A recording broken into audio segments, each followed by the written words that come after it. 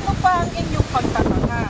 Sapagkat ang tunay na misyon ng langit ay sumasa inyo. Maging isa na ang lahat, puso at kaluluwa. Aking binibigyan ng kalinawan ang bawat taong aking inaabot. Ngunit hindi unawain, tunay na magkakahiwalay ang landas ng aking. Hinintay ang bawat isa. Ang pag-uusga ay sasa inyo, gaya ng aking nasabi. Kayo ang huhusga sa inyong mga sarili. Katotohanan ang kailangan ng langit. Patunay ng kalinisan ng puso. Kayo ay dinarama ng langit. Paulit-ulit, ngunit hindi maaaring magsawa ng paalala. Ngayon, kayong muling iisa-isahin. May panagoy ang lupa, may nakalulunod, hindi makaahon. Ito ay bahagi ng pagpili. Panahon na ang pagpili. Kayo ang aming kakatupili. Gusto niyo ba kayo ang pipili? O ako ang pipili? Saan kayo rito? Saglit ninyong unawain ang ibig kong sabihin. Nais kong maibigay ninyo ang kasagutan sa tanong kong ito. Ang araw na ito ay hindi nyo aasahan, sapagkat dapat nang gumalaw ang bawat isa. Ito ay ibibigay ko ng tunay na pagtupad sa huling bahagi ng misyon. Alam kong hinihintay ninyo ano ang inyong mga dapat gawin. Isa-isa muli ito ay inyong makamtan.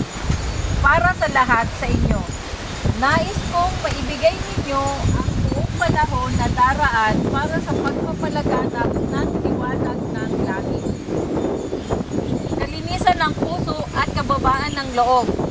Nais kong sa huling sandali ay maibigay pa ang liwanag na ito, sapagkat hindi dapat mauna ang pagdidilim ng mundo. Sapagkat kasabay nito ay ang paglaganap ng dilim. May kani-kanya kayong gawain. Hindi kayo kailangang malito ng mga kaguluhang nagaganap. Ang mga sakunang magbibigay ng takot. Hindi kayo dapat matakot sapagkat nagaganap na ang nakatakda. Maging maunawain kayo sa bawat bagay na dapat ninyong gawin. Nakabukas na ang langit, nakahanda ang lahat. Ang liwanag na inyong hinahanap ay inyo nang hanapin. Narito ako mga anak. Huwag na ninyong tingnan ang bawat pagkakamali ng iba.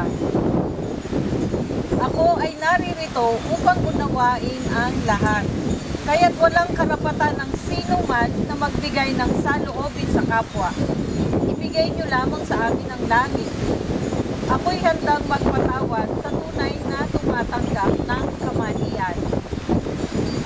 Pagmamahal lamang ang pairali.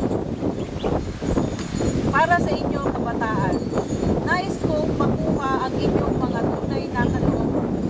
Ibahagi ninyo ang kagandahan ng inyong mga puso sa kapwa ninyo kabataan. Nais kong kayo mismo ang magpinta sa kanila sa mga kabataan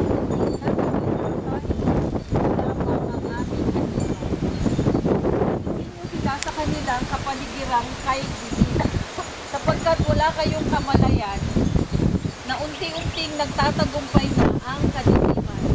Maawa kayo aking mga anak, maawa kayo sa kanila. Mula ngayon, nagkapanan ang higit pang sakripisyo sa misyon. Nais kong mabuhay na kayo ng maayos sa langit. Dapat na ninyong pagtuunan ng pansin ang kagandahan ng inyong misyon. Ako'y sa inyo sa mga susunod na araw. Sa inyong mga narito, ang pagpili ay inyong sagutin ngayon. Kayo ba ang pipili o ako na inyong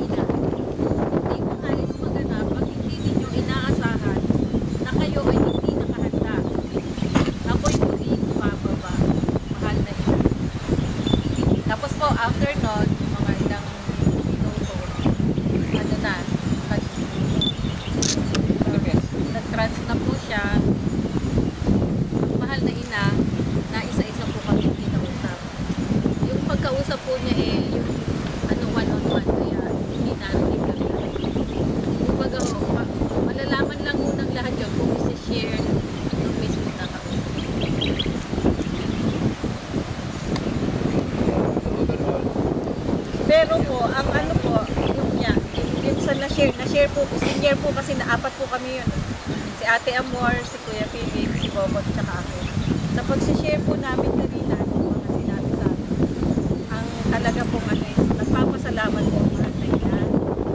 Tapos na tama yung ginagawa, naaayon sa plano. Tapos ikalat ang liwanag sa lahat. At saka, yun nga, nagpapasalamat. Yun yung ano eh. Kung sakaling may namiss ako, pakitagdag na. Oo. Well, sa akin, ba't tinatanong yung puso? Hindi ko pa sinasabi ko rin tinatanong ko. Sinabi na dyan. Aking ka, sabi sa akin. Tama ang ginagawa ko sa ulo. Tama ang ginagawa nyo. Pagpalaganap na liwanag. Ikaw ang gagabay sa aking sumento.